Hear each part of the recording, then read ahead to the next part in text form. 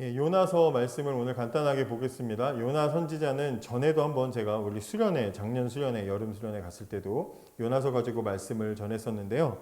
요나 선지자는 여로보암 2세 때 활동을 했던 그런 선지자인데, 여로보암 2세는 북이스라엘 왕국이 한참 이제 좀 안 좋다가 막 다시 옛 영토를 회복하면서 막 성장하던, 부흥하던 시기에 다스리던 그런 왕인데, 그 나라가 잘 된 건 열왕기상 14장을 보면, 열왕기하 14장을 보면 그 왕이 잘해서가 아니라 하나님이 이제 이렇게 은혜를 베풀어 주셔서 왕과 상관없이 나라가 부강했던 그런 시기에 사람이 바로 그때 활동했던 사람이 바로 이제 요나라는 선지자예요. 그래서 그 나라가 잘 될 거다라는 예언을 했던 사람이 바로 이 요나라는 선지자인데요.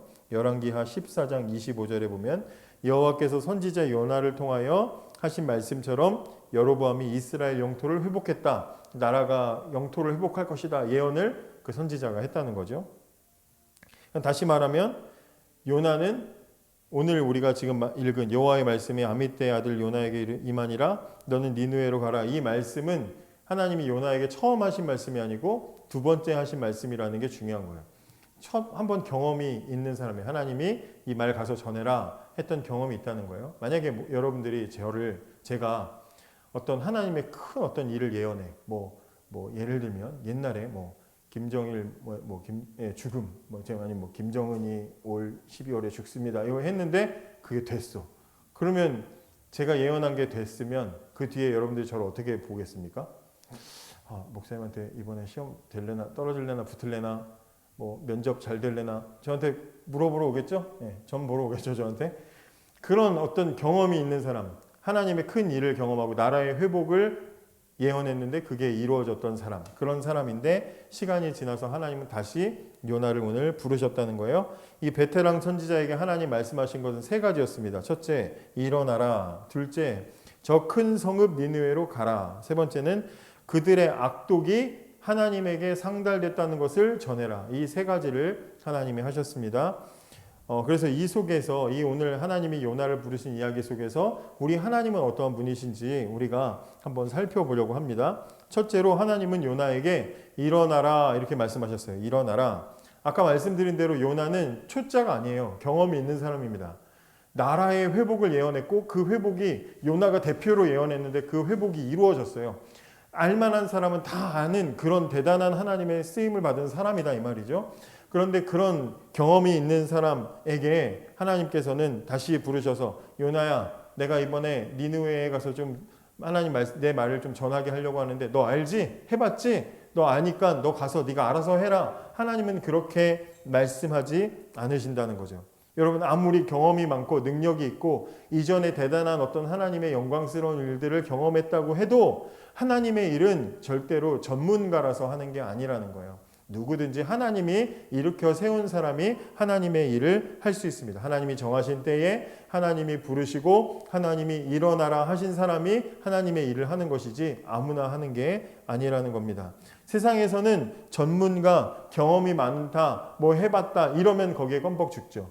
과거에 이런 스펙 다 가지고 있어요. 어디에서 이런 경험들을 가지고 있습니다 하면 내가 이렇게 하려다가도 뒤로 빠진단 말이에요. 그러면 선생님이 하세요. 이러면서 우리는 거기에 기가 죽어요. 그런데 하나님의 일에는 전문가가 없습니다. 아무리 백전노장 베테랑이라고 할지라도 하나님이 부르시지 않고 하나님이 쓰시지 않으면 할 수 없다는 거예요. 제가 얼마 전에 우리 중고등부 아이들과 말씀 나눴었는데 여러분 성경 한번 찾아보시겠어요? 신명기 34장 7절. 신명기 34장 7절 말씀을 한번 찾아보시겠어요?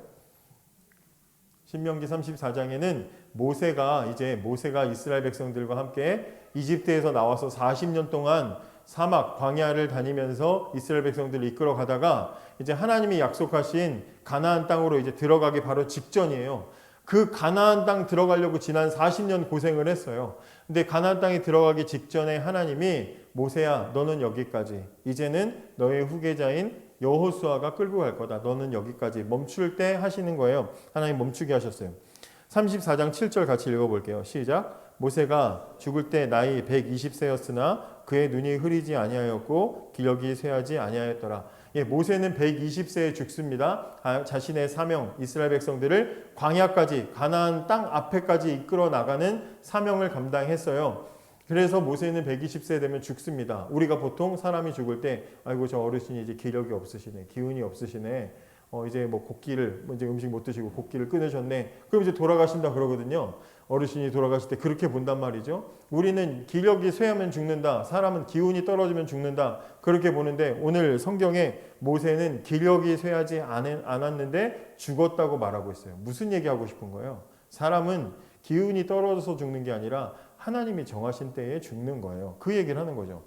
하나님의 쓰임받은, 아무리 기운이 팔팔하고 하나님 저 아직 할 수 있어요. 모세 얼마나 서운하겠어요. 40년 동안 그 가나안 땅 바라보면서 그 막 이스라엘 백성들 말도 안 되는데 데리고 끌고 왔잖아요. 그러면 그 땅 자기도 가보고 싶을 거 아니에요. 가나안 땅 자신도 들어가 보고 싶을 거 아니에요. 그런데 하나님이 안 돼 하니까 못 들어가는 거예요. 하나님의 일은 능력이 있어서 하는 게 아니고 하나님이 허락하실 때 하는 거다.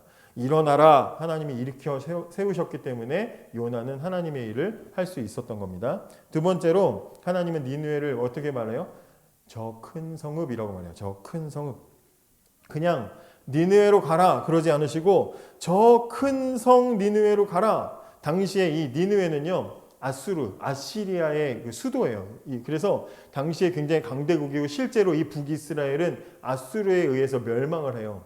그만큼 강한 나라란 말이죠. 그런 나라의 수도예요. 그러니까 이 이스라엘 사람인 요나의 입장에 있어서는 니느웨는 큰 성이 맞아요. 크고 거대하고 우리보다 상대적으로 강하고 큰 성인 건 맞습니다. 그런데 아무리 니느웨가 강하고 큰 성이라고 해도 하나님, 가장 높으신 하나님에게 있어서 하나님보다는 안 크잖아요.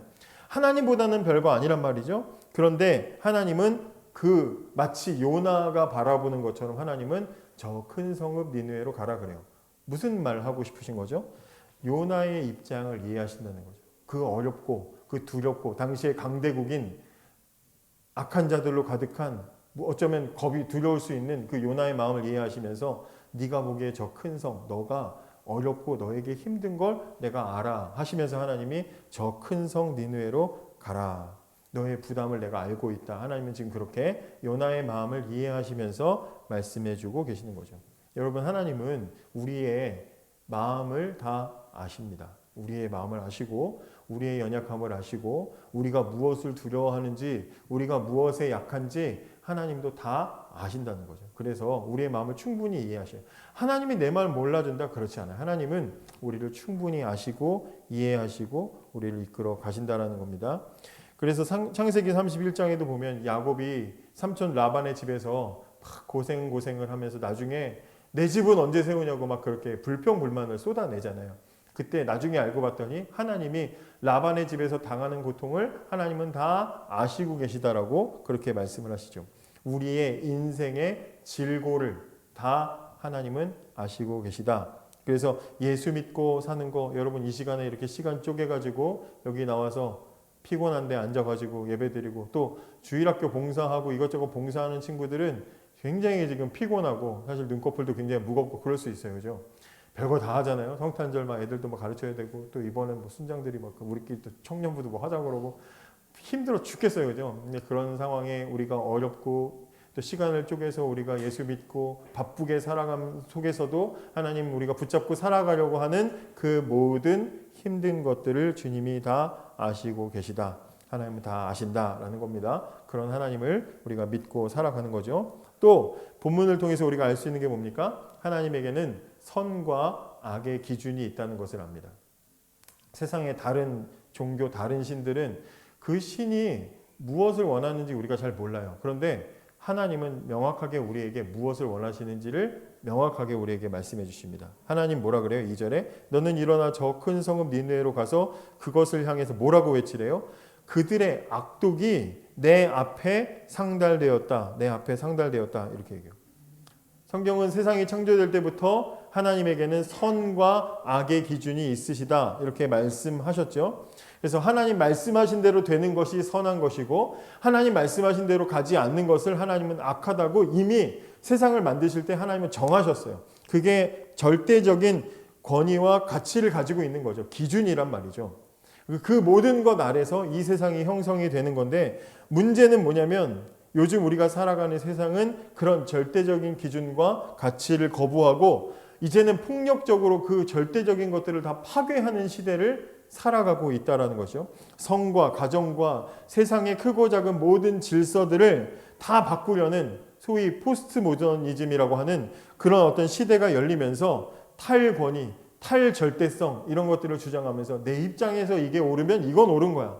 내 입장에서 그게 좋은 거면 좋은 거고 내가 볼 때 싫으면 그건 나쁜 거야. 이렇게 각자가 다 자신만의 판단들을 가지는 그런 시대를 살아가죠. 여러분들은 그래도 조금 아마 이제 잘 모르겠지만 어린이들 있잖아요. 지금 초등학교 다니는 어린이들은요. 굉장히 그런 성향들이 심해요. 그래서 내가 싫으면 그거는 나쁜 거야. 아무리 좋은 걸 줘도 좋다고 가르쳐도 그 가르침을 받아들이려고 하지 않아요. 굉장히 힘든 시대를 우리가 살아가고 있습니다. 그래서 사람들이 가지고 있는 그런 생각들이 다 다르다 보니까 100명이면 100명의 의견이 있어요. 100가지의 방법들이 다 있다고 그렇게 가르치고 있죠. 그러나 성경은 처음부터 지금까지 계속해서 뭐라 그래요? 하나님이 기준이다. 하나님만의 절대적인 가치와 기준이 있으시다라고 우리에게 말해주고 있습니다. 그걸 믿고 살아가는 게 우리 신자들의 믿음이고 신자들이 가져야 되는 그게 세계관인 거죠. 우린 그렇게 살아가는 거죠. 그래서 하나님이 선하게 여기시고 좋아하시는 것을 따르고 하나님이 싫어하시는 것을 따르지 않는 우리 마음의 태도가 있어야 된다. 하나님의 선과 악의 기준이 있다는 걸 알 수 있고요. 네 번째는 뭘 알 수 있냐면 죄인에게 긍휼을 베풀어 주시는 하나님을 우리가 오늘 본문에서 보게 됩니다. 오늘 본문에 하나님이 요나를 지금 어디다 보내요? 니느웨로 보내시죠. 그 내용은 뭐예요? 그들이 악하다는 얘기예요. 너희 악하다라는 거죠. 그 악독이 상달되었다. 상달되었다라는 말은 뭐냐면 차 올랐다. 꽉 찼다. 지금 꽉 찼다는 거예요. 꽉 찼다. 선 넘는다. 예, 너네 선 넘었어. 지금 이 얘기거든요. 선 넘었어. 그러니까 니느웨가 야 이제 악해질 것 같아. 조금 악한 모습이 조금 보여. 조금 1% 묻어났어. 지금 그런 이야기 하는 게 아니라 찼다는 거예요. 넘쳤다는 거예요. 더 이상 하나님이 두고 볼 수 없는 지경까지 됐다는 거예요. 자, 그런데 여러분 그냥 이 말씀만 보면 아 니느웨가 악하구나 이렇게 판단할 수 있지만 오늘 성경에 하나님이 그렇게 악의 선을 넘었으면 세상에 다른 것 같으면 멀리뛰기에서 달려가가지고 뛰는데 선수가 금을 밟으면 어떻게 해요? 실격이죠. 점수를 안 친단 말이에요. 아무리 세계 신기록 거리를 뛰어도 금을 밟아버리면 그 사람은 선을 넘으면 끝인 거예요. 모든 세상의 기준은 다 그래요. 하나님 볼 때 악독이 상달했다, 넘었다, 선 넘었다 했으면 그냥 심판하면 되는 거잖아요. 근데 지금 요나를 하나님이 보내서 그걸 알려주래요. 뭘 원하시는 거죠? 하나님 원하시는 건 뭐죠? 악을 멈추고 하나님께 돌아오기를 하나님은 원하시는 거예요. 그렇기 때문에 요나를 보내시는 거죠. 여러분 요나서 이야기를 아시는 분들은 잘 아시겠지만 요나서에서 나오는 그 요나의 반항과 갈등은 그럴 줄 알았기 때문에 생기는 거잖아요. 하나님이 왜 저런 놈들도 용서해요? 저거 죽어도 싸고 맞아도 싸는데 왜 봐주세요? 하니까 요나가 말을 안 듣는 문제가 생기는 거잖아요. 그러니까 하나님께서는 어떤 분이시냐면 바로 악에 대해서 기다리시고 참아주시는 하나님이신 거는 능력이 없어서도 아니고 잊어버려서도 아니고 하나님은 지금 기다리고 계시는 거죠. 참아주고 있는 거죠. 참아주고 있는 거죠. 성경 속에 이런 하나님의 속성을 우리는 굉장히 많이 발견하죠. 죄를 짓고 아담과 하와가 나무 사이에 숲을 사이에 숨어 있을 때 아니 하나님이 지으신 공간에 하나님 만드신 사람이 숨어있는 거 하나님 못 찾을 리가 없잖아요. 그런데 어디 있어 한단 말이죠. 엄마가 나중에 여러분들이 결혼해서 자녀를 낳으면 애가 잘못할 때가 있잖아요. 그죠? 잘못할 수가 있어. 막 실수하고 엄마 비싼 화장품인데 막 쳐바르고 막 그럴 때 있단 말이에요. 막 벽에다가 우리 세연이도 막 거울에다가 막 엄마 화장품 막 발라가지고 그러면 바로 누가 한지 알잖아요. 설마 집에 아내랑 저랑 세연이 셋이 있는데 제가 그랬겠냐고요. 근데 이거 누가 그랬어라고 말한단 말이에요. 뭐예요? 회개의 기회를 주는 거죠. 회개의 기회를. 하나님이 사랑하시기 때문에 기다리시고 참아주시는 시간이 있다는 거죠. 근데 여러분 생각해 보세요. 악을 참는 게 쉬워요? 악을 참는 게 쉽습니까? 우리 악을 참는 것은 굉장히 어려운 일이에요. 매일 터지는 온갖 사건과 사고들, 묻지마 폭행, 요즘에 별일 다 있잖아요. 이상한 일들이 너무나 많아. 근데 그런 일들을 볼 때 우리가 어때요? 열받죠.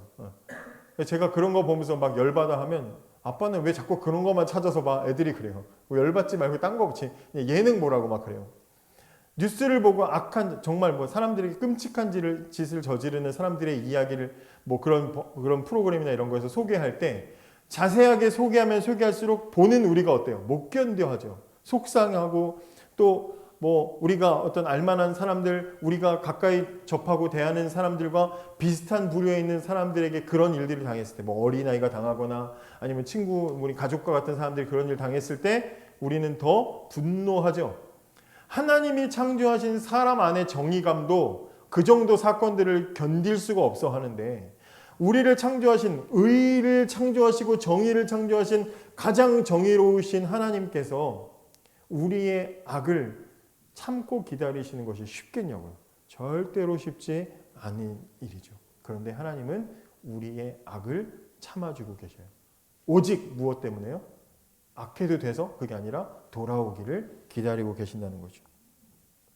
그런 하나님이신 거죠. 하나님은 우리의 악을 참아주신다. 마지막으로 반드시 악을 심판하시는 하나님도 우리는 보게 됩니다. 악독이 가득 찼다, 상달했다 하는 것은 무슨 얘기예요? 하나님에게는 경계가 있다는 거죠. 그걸 넘어서면 그때는 심판이다. 이 마지막 기회를 놓치면 그때는 끝난다라는 하나님의 명확한 기준이 있으시다는 것도 우리가 보게 됩니다. 나중에 잘 아시겠지만 요나가 이 니느웨 성에 들어가서 사람들에게, 여러분, 하나님이 지금 여러분들에게 진노하셨습니다. 이 성에 남은 시간은 40일입니다. 이렇게 말하고 다니죠. 40일의 시간이 남았습니다. 하나님은 선을 넘어도 참고 기다려주시지만 그 기다림은 영원하지 않아요. 반드시 하나님은 악한 것을 심판하시는 정의로우신 분이에요. 우리가 찬양할 때 예수 하나님의 공의로우신 하나님, 정의로우신 하나님이 바로 이런 하나님이신 거죠. 악을 반드시 심판해 내고야 마시는 하나님, 처벌하시는 하나님, 그런 분이시다 이 말이죠. 왜 하나님이 사랑이라고 하면서 처벌하고 심판하고 우리 그렇게 불평불만 가질 수 있어요? 하나님이 다 그냥 용서해 주시면 되지, 하나님이 왜 그렇게 처벌하시고 악한 자들을 반드시 그렇게 혼내시느냐? 우리 그걸로 서운하게 생각하는 그런 어린 친구들이 있을 수 있습니다. 어린이들이나 청소년들은 그런 거 가지고 서운해서 막 저한테 찾아와요. 그런 얘기를 한단 말이죠. 여러분, 그런데 그 국가로 생각해 보세요. 국가가 악한 자들이 있어요. 근데 뭐 법 질서가 그냥 사랑이 너무 넘쳐가지고 그래도 돼 저래도 돼 다 봐주면 그럼 나라가 돌아가지 않죠. 악한 것에 대해서는 명확한 처벌이 있고 그것에 대해서는 명확한 이 사회와의 분리가 있어야 우리가 살아가는 사회가 안전하고 그 안에서 시스템이 돌아가는 것처럼, 하나님 만드신 세상 속에서 하나님은 악한 것을 참아주시고 기다리시지만 그것이 영원하지 않다. 반드시 심판하신다. 하나님은 심판하시는 분이시다. 그래서 하나님의 정의가 가장 명확하게 드러난 현장이 어디입니까? 예수의 십자가죠. 예수 그리스도의 십자가. 하나님은 악을 심판하신다. 자기 아들을 대신해서 죽이신 정도까지도 하나님은 심판하시는 분이시다. 그래서 이 십자가라는 것은 악한 것, 불의한 것을 참아 견디지 못하는 하나님께서 죄에 대해서는 엄정하게 처벌하시고, 그러나 죄인에 대해서는 끝없이 사랑하시는 하나님의 그 공의와 사랑이 드러나는 사건이 바로 예수 그리스도의 십자가라는 것입니다. 여러분, 오늘 이 짧은 말씀을 통해서 하나님이 어떠한 분이신지 우리가 말씀을 통해 살펴볼 수 있습니다. 하나님은 우리를 부르시고 사명을 주시고 일을 감당하게 하시고요. 또 하나님은 우리가 얼마나 세상을 살아갈 때 부담스럽고 세상이 얼마나 두려운지 주님은 다 아시고, 너에게 큰 성읍이라는 거 내가 안다. 하나님은 분명하게 말씀을 하시죠. 또 하나님께서는 악한 것, 우리가 선을 넘고 연약한 때에도 하나님께서는 선과 악의 분명한 기준을 가지고 계셔서 판단하시고, 또 그러나 참고 기다려주시고, 그러나 언제까지 기다리는 것이 아니라 반드시 공의를 나타내시는 분이시라는 것, 이것을 우리가 기억하면서 우리에게 우리의 삶에 하나님께서 힘을 주셔서 하나님 맡겨주신 사명을 감당할 수 있도록 하나님 우리를 일으켜 세워달라고 기도하시고, 또 하나님께서 가지고 계신 그 기준을 따라서 우리도 선한 길로 하나님의 뜻을 이루는 길로 살아갈 수 있는 귀한 삶을 달라고 그렇게 기도하는 저와 여러분이 되기를 원합니다. 기도하겠습니다.